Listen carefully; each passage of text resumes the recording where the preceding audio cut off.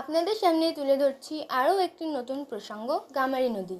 এই ভিডিওটি দেখার আগে বেল আইকন ধরে সাবস্ক্রাইব করুন, যাতে করে আপনাদের পরবর্তী ভিডিওগুলি আপনাদের দেখতে সহজ হয়। তাহলে চলুন শুরু করা যাক আজকের বিষয়। গামারি নদী হলো সুই নদীর উপনদী।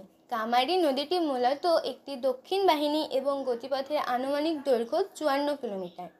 এই নদীকে ঘিরে অনেক স্থান নামের জন্ম ঘটে।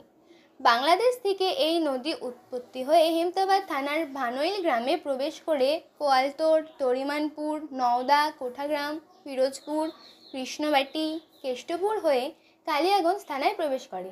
গামারি নদীর তীরে কোঠাগ্রামের নাককাটি মায়ের এবং কৃষ্ণবাটি গ্রামে নিশাহারিণী কালীর ভক্তি নিষ্ঠা সহকারে পুজো হয়। কালিয়াগঞ্জ থানার টুঙ্গই, বিলপাড়া, বাঘন, পাহাড়গাঁও, মালগাঁও, সাহেবঘাটা, পলিহার, সোয়াশি এবং রায়গঞ্জ থানার পার্থা গ্রাম অতিক্রম করে ইটাহার থানায় প্রবেশ করে। নওদা ও টুঙ্গইল, বিলপাড়ায় সে বিলের এবং পিরোজপুরে সুলই নদীর জলে পুষ্ট হয়ে ওঠে। বাঘনে তার তীরে একটি শ্মশান এবং হাট গড়ে উঠেছে। সাহেবঘাটা এলাকায় ইংরেজ সাহেবদের নৌকো এসে লাগত, তাই ওই এলাকা সাহেবঘাটা নামে অভিহিত হয়। ব্রিটিশ আমলে সেখানে তার ওপরে লোহার ব্রিজ গড়ে তোলা হয়। নদীর পাড়ে পার্থা গ্রাম অবস্থিত এবং পাড় থেকে পার্থা নামের উৎপত্তি ঘটে।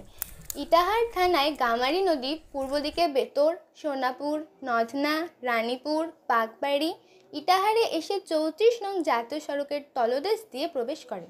নধনা এলাকায় গামারি নদীর তীরে গঙ্গা দেবীর মন্দির গড়ে তোলা হয়েছে। সেখানে প্রতি বছর পয়লা বৈশাখে বহু মানুষ, বিশেষ করে রাজবংশী সম্প্রদায়ের বহু মানুষ স্নান করত। বৈশাখ মাসে সেখানে বর্তমানে জল থাকে না, নদী শুকিয়ে যায়, তাই গ্রামের মানুষজন শ্যালো চালিয়ে তার জলে স্নান করে থাকে। এই স্নানযাত্রাকে কেন্দ্র করে ওই দিন মন্দিরে ভক্তি ভরে গঙ্গা দেবীর পুজো হয় এবং একটি ছোট মেলা বসে। কাশিবাটি এলাকায় তার তীরে প্রচুর কাশ গাছ জন্মাতো এবং তার অপরূপ সৌন্দর্যে মুগ্ধ হয়ে রানী ভবানী রানীপুরে আসতেন। ইটাহারে গামারির তীরে থানা, ব্লক অফিস, স্কুল, হাটবাজার, প্রচুর বাড়িঘর গড়ে উঠেছে। ফলে প্রতিদিন সেখানে এলাকার প্রচুর মানুষজনের আগমন ঘটে। সেখানে গামারির তীরে একটি শ্মশান রয়েছে। সেখানে প্রতি বছর জাতীয় সড়কের কাছে গামারি নদীতে ছট পুজোর আয়োজন করা হয়।